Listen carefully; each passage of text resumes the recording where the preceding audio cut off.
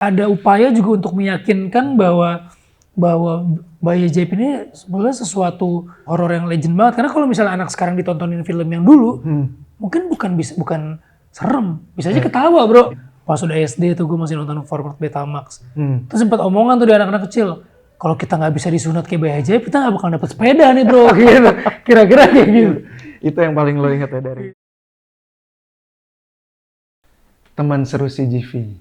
Kita ngomongin bisik-bisik nih kayak soalnya ini bukan markas kita karena sekarang gue sama tim CGV sedang berada di kantornya Falcon dan di sebelah gue sudah ada pemeran dari Bayi Ajaib.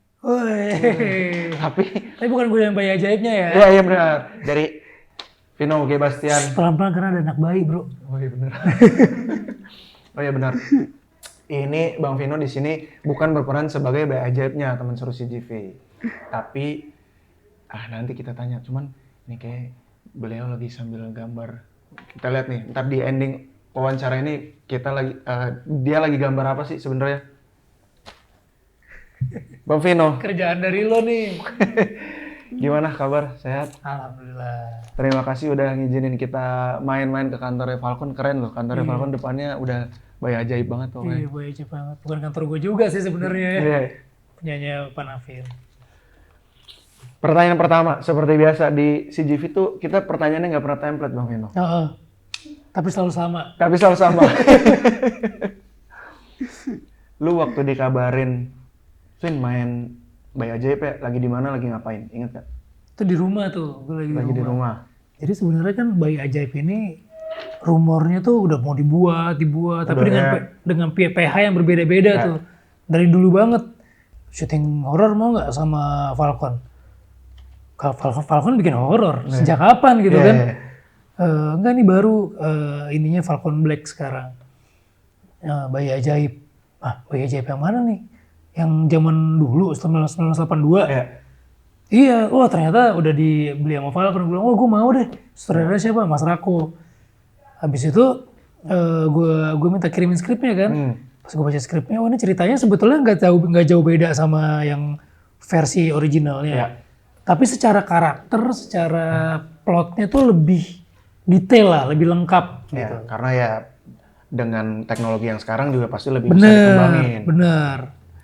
Gitu. Jadi ya udah gue baca skripnya, gue tanya karakternya gue jadi siapa, jadi Kosim. Kosim tuh dulu yang main Muni Cader. Wah, karakter antagonis zaman dulu tuh. Iya. Paling ingat pokoknya ibu-ibu paling sebel sama dia tuh.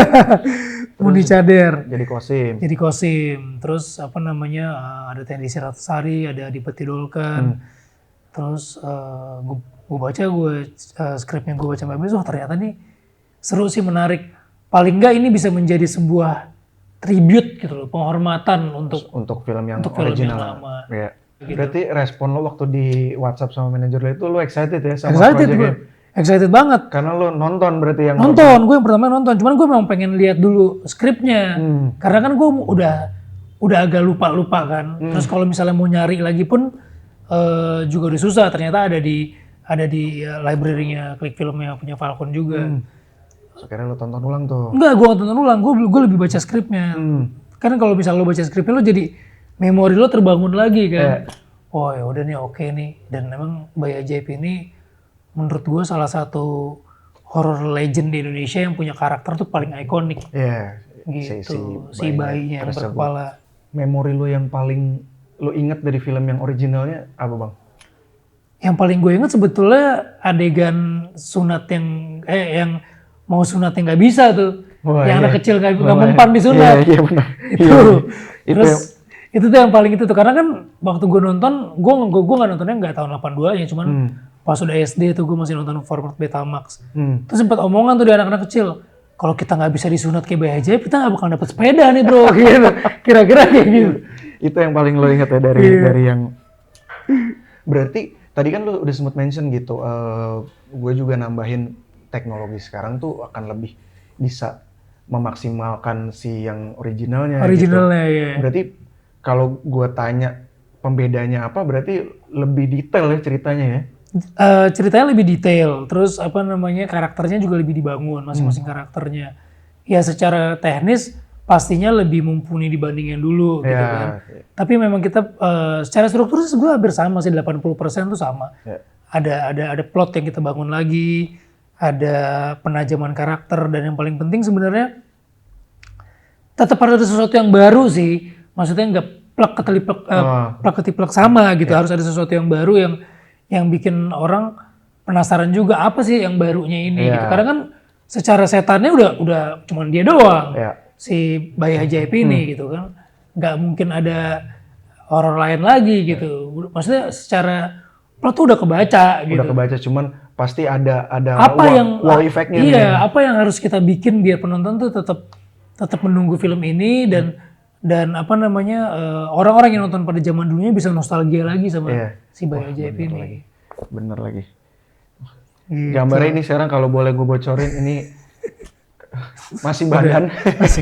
masih badan. Masih badan. Nah, Bang Vino. Yes. Lo kan udah excited banget nih pas dikabarin, lo excited banget, lo baca skripnya, lo makin tertarik. Tapi pada implementasinya sebenarnya tantangan terberat lo, terbesar, yang paling cukup menyita tenaga, yang apa paling sih di sektor apa? Yang paling menyita sebetulnya ngerjain Bayi Ajaib ini lebih kayak mungkin kita nggak berusaha untuk menciptakan IP baru gitu. Jadi lebih kayak kita pengen bikin sesuatu yang biar Bayi Ajaib ini tuh generasi berikutnya tuh nggak putus gitu. Berarti tetap dikenang gitu. Berarti kalian melestarikan ya? Iya, istilahnya kayak melestarikan si karakter ikonik ini gitu. Karena kan Bayi Ajaib ini sebetulnya nggak pernah dimilikin oleh di luar Indonesia. Di orang luar tuh punya di Omen. Tapi wujudnya tetap anak kecil. Anak kecil. Kali ini anak kecil, ada kepalanya orang tua. Dulu pernah ada juga tuh film luar yang kayak gitu. Tapi keluarnya ternyata jauh setelah Bayi Ajaib. Jadi bisa dibilang nih jadi kayak karakter pelopor gitu kan. Nah, apa nih yang pengen kita tunjukin. Jadi excitednya tuh selama reading tuh kita benar-benar ngegali lagi nih karakternya kayak gini. Terus kalau ada yang punya masukan kita giniin aja kan horor tuh lagi banyak kan. Dan hampir sekarang semua film horor tuh bagus-bagus gitu. Baik secara cerita, baik secara teknis tuh udah mulai berkembangnya pesat banget lah. Dan kita juga nggak pengen jadi ini sebelum film remake tapi jadi gitu aja gitu, jadi lewat gitu aja. Jadi kita memang berusaha tetap untuk ngasih sesuatu yang baru lah, yang beda untuk penonton Indonesia, apalagi yang udah pernah nonton filmnya dulu. Dan juga memorable ya. Memorable gitu. Nah, penonton yang dulu tadi lu sempat mention penonton yang dulu juga nostalgia. Bener. Kita juga kan pengen menarik penonton baru nih. Bener. Yang pengen lo sampein ke penonton baru tentang Bayi Ajaib itu apa? Yang pengen disampein sebetulnya paling awal adalah Indonesia tuh punya horor yang legend banget loh. Namanya Bayi Ajaib. Mungkin kalau misalnya lo dengar Bayi Ajaib, kata-kata Bayi Ajaib mungkin gak ada horor-horornya nih. Iya, mungkin malah dipikir film sulap jalan-jalan. Iya, bisa bayinya bisa sulap, bisa sirkus atau gimana gitu kan. Nah, agak apa ya? Ada upaya juga untuk meyakinkan bahwa Bayi Ajaib ini sebenarnya suatu horor yang legend banget. Karena kalau misalnya anak sekarang ditontonin film yang dulu, mungkin bukan serem, bisa aja ketawa bro. Kan sempat diputar lagi tuh yang versi tahun 82-nya di CGV sempet kan, di salah satu acara dipasang lagi tuh. Nah, generasi yang dulu sama generasi yang baru ketika nonton ekspresinya beda.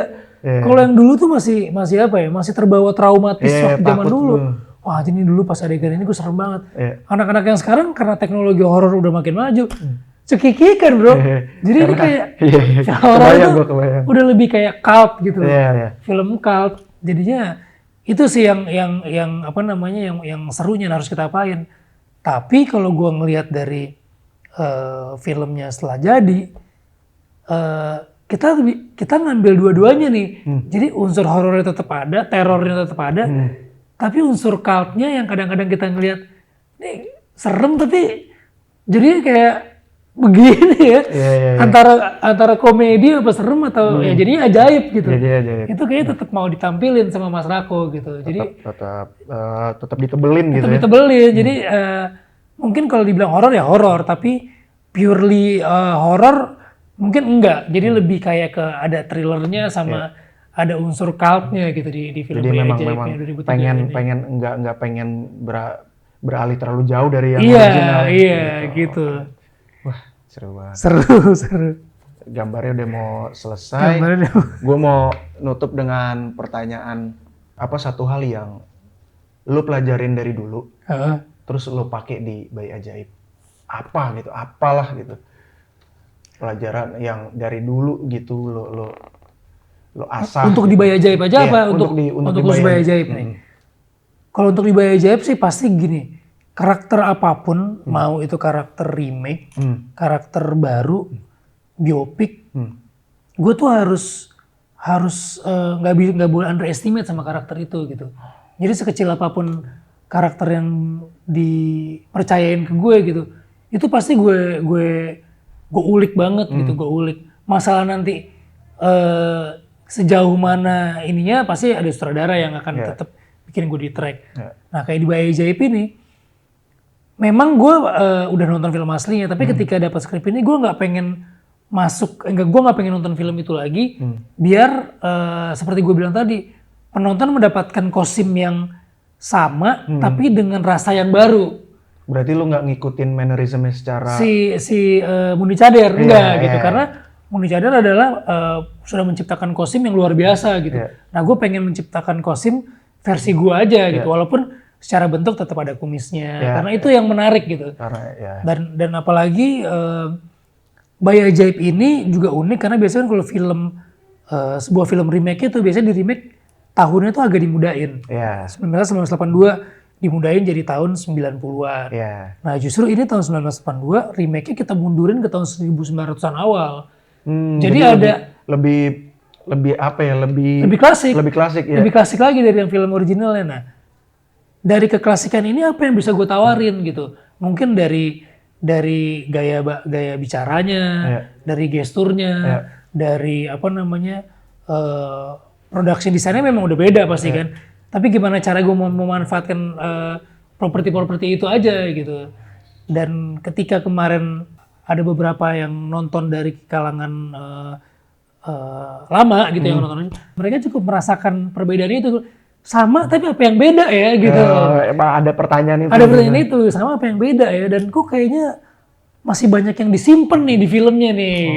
Apakah jangan-jangan ada lanjutannya? Waduh. Oh kita lihat dulu aja film Kita lihat dulu. Ya sudah Bang Vino, terima kasih. Ini gambarnya juga udah mau kelar. Oke, bentar. Gue iniin dulu nih. Finishing touch. Apa adanya aja deh. Kita lihat. Iya, inilah hasil karya Vino G. Bastian sebagai kosim di Bayi Ajaib.